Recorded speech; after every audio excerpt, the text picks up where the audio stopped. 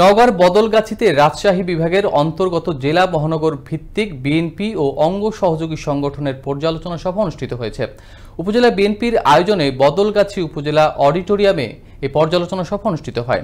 BNP জাতীয় নির্বাহী committee Rajshahi বিভাগের সহ সাংগঠনিক সম্পাদক আমিরুল ইসলাম খান আলিমের সভাপতিত্বে সভায় প্রধান অতিথি হিসেবে উপস্থিত ছিলেন বিএনপি চেয়ারপারসনের উপদেষ্টা কাউন্সিলের সদস্য বীর মুক্তিযোদ্ধা আব্দুস সালাম ও বিশেষ অতিথি হিসেবে উপস্থিত ছিলেন জাতীয়তাবাদী কৃষক দলের কেন্দ্রীয় সংসদের যুগ্ম সাধারণ সম্পাদক ফজলে হুদা বাবুল ও যুব দলের কেন্দ্রীয় নির্বাহী কমিটির সাধারণ সম্পাদক নুরুল ইসলাম নয়ন সহ অন্যান্যরা।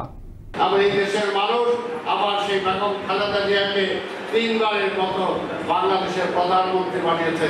আবার এই দেশের ষড়যন্ত্র করে এই শেখ হাসিনা আবার বাংলাদেশের ক্ষমতা এসেছে।